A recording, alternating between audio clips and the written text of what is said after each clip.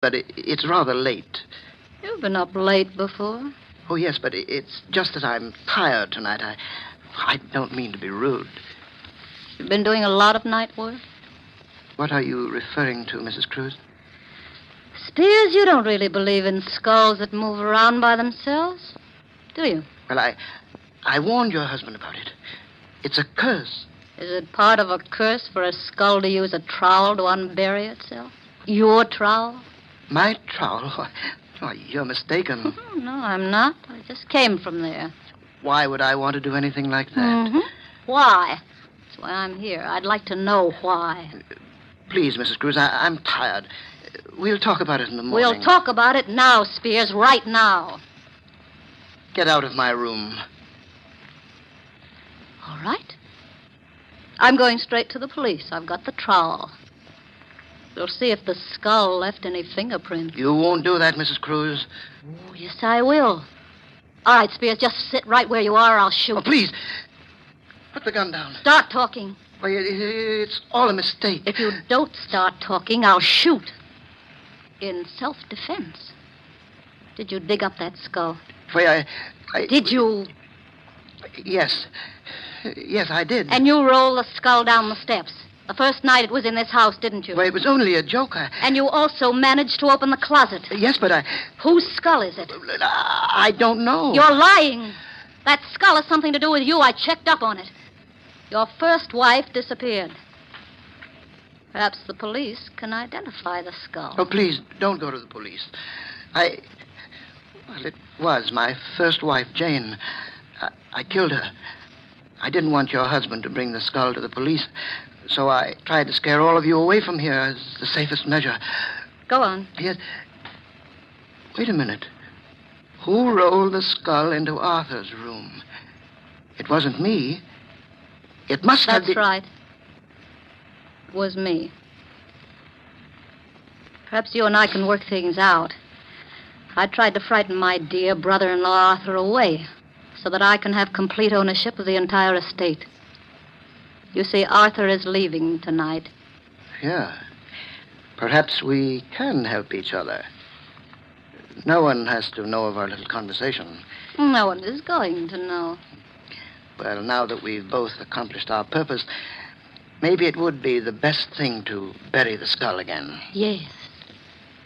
We'll do it now.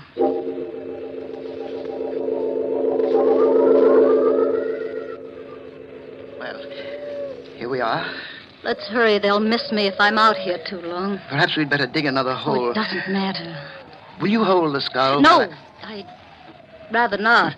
You haven't suddenly gotten squeamish, have you, Mrs. Cruz? Put the skull in the ground and dig that hole. Oh, all right.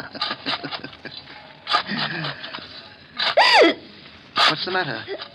The skull. Look at it. What about it? It's moving. Can't you see? Well, it is just the wind pushing it. Hurry up. There. Yes, there. It's deep enough now. Hand me the skull. Oh, I forgot. You won't touch it. All right, I'll get it myself. What's the matter? My hand. I can't get my hand out. The jaws clamped down.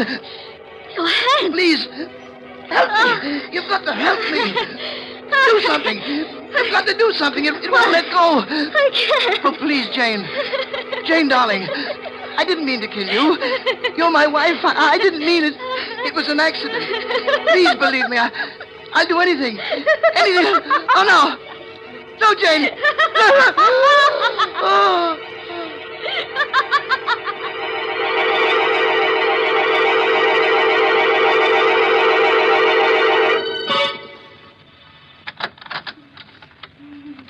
How is she, Carl? Arthur, it's pretty bad. The doctor says it's hopeless. There's nothing more he can do.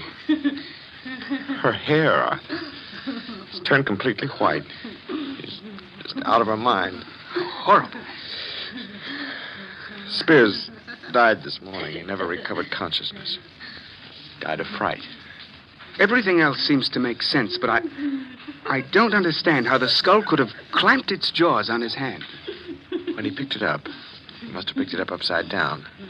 The lower jaw, which swings on a hinge, came down, He was so frightened that his hand froze to the skull. Spears was just frightened to death.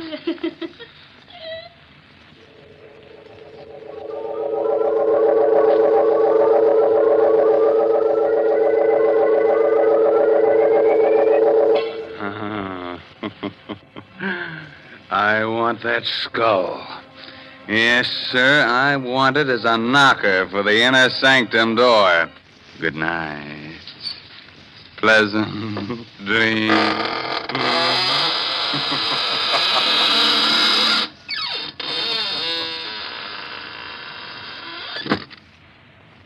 Well, thank you very much, friend Raymond.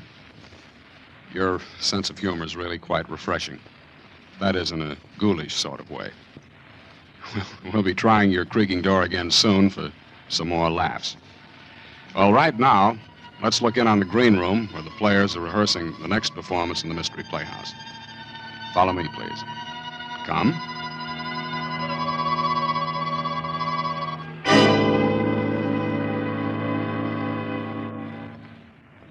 What a crowd. Say, Dexter, how's it feel to be both a spy-catching hero and a prospective bridegroom at the same time? At the moment, it feels like being the 13th sardine in a tin built for 12. The doghouse is always like this. Hey, finish your story, Stanley, about Dexter reporting the German agent. That, what's his name? Quartz. Quartz, huh? Well, Dexter here figures that Quartz is up to something, so he tips off the FBI. Hey, you guys, take a look at that gal in the black dress.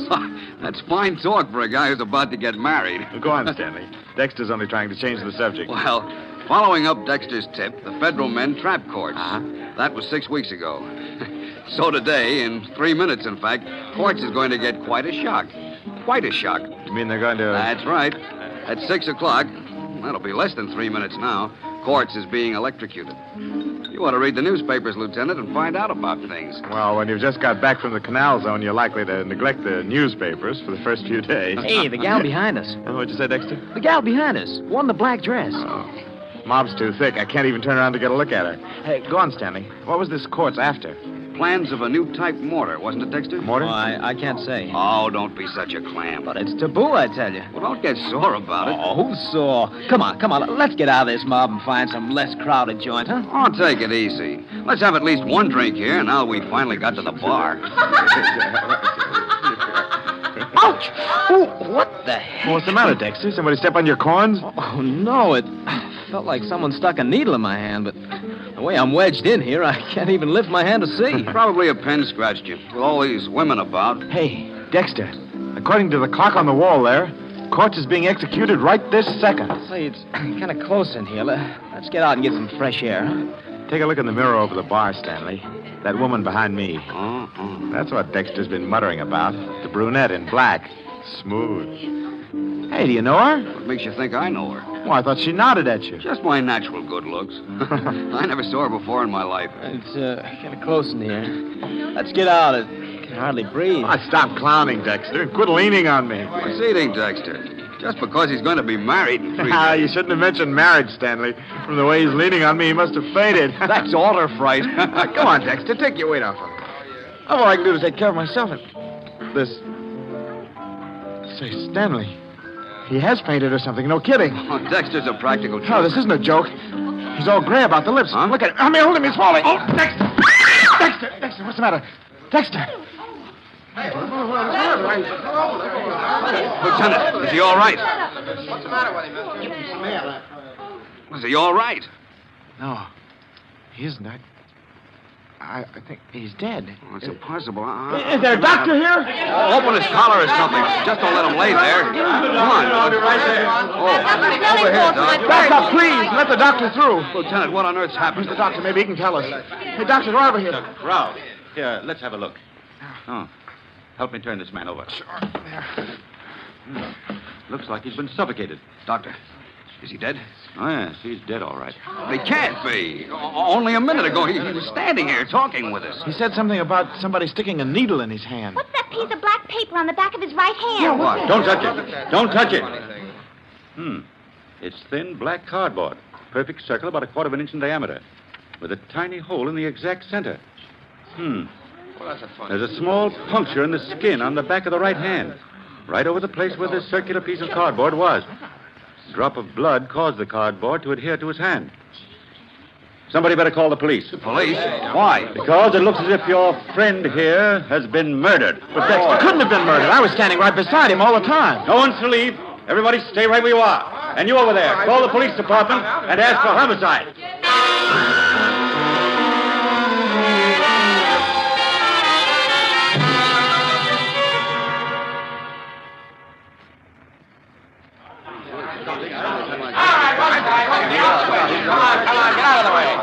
I'm Detective Sergeant Locke. Are you the doctor who called headquarters? Yes, that's right. Who's the guy on the floor? What happened to him? Willard Dexter. As to what happened to him, We don't know. What do you mean you don't know? Who was nearest Dexter at the time? well, the lieutenant and I were with him. And I was behind him, and so was this lady. Oh, you were, huh? How about that, lady? Yes, I guess that's right. Okay, then I want to take you two ladies and you, Lieutenant, and you, mister, aside for questioning. We'll go in this office here. Oh, and Doc, would you come along too, please? Of course, Sergeant. All right, just step in. All right, Blondie, you too. Oh, I can't. I got a date in 10 minutes. Go on, get in there. Am I arrested? Are you up? Look, Blondie, you will be in just about 1 second if you don't get in there. Oh, all right. But don't call me Blondie. Hey, Durkin, don't let anyone in here. Right. Now, we'll get a little privacy. Lieutenant, let's have your story first. Well, we were standing in the crowd. Your name? Lieutenant Max Lurbach. Okay, go ahead. Stanley and Dexter and I were at the bar. In what order? Order? Well, Dexter was on the right. I was in the middle, and Stanley was on the left. All right, go on. Dexter said that someone stuck a needle in his hand. And suddenly he went limp and fell to the floor. Sergeant, on the back of his right hand, I found this little black cardboard disc. Huh? Under the disc is a small wound, and I've made a study of poisons. I believe that this man, Dexter, was poisoned. Poison? Yes. There's a poison which, taken internally, may do no harm at all. But the smallest bit introduced directly into the bloodstream causes almost immediate paralysis of the nerves which control the breathing. What poison? Curare. Huh? There's a trace of what seems to be curare on the underside of that black cardboard disc. Then you think he was murdered? It appears probable. Your idea, Doctor, is that someone jabbed a poison-coated needle into Dexter's hand? A minute or so before he collapsed. Now, where would a guy get this stuff? Well, certainly not from the average drugstore. Curare is made by the South American Indians. It's very rare in this country. Say, Stanley, did you notice? Dexter died at the same time Quartz was executed. Say, I hadn't thought What's of that? The spy who was electrocuted? Yes, Sergeant. Dexter was the clerk in the Army Ordnance Department who suspected Quartz and tipped off the FBI. Yeah? It couldn't have been a coincidence that they both died at practically the same minute. You don't suppose that I some don't German agent... suppose anything yet. Hey, Sarge. Photo and fingerprint boys are here. Right with you, Durkin. Now, everyone, just sit tight a minute. Say, that's a rather unusual way to kill somebody, don't you think? I wonder if that police sergeant is right, and the killer really is one of those 4 people. Well, it's too bad our time is all up, or we could stay around and find out. I'm afraid you'll have to wait until next time when we present the entire story of Death in the Doghouse. This is Sergeant X closing the doors of the Mystery Playhouse. Good night. Sleep tight.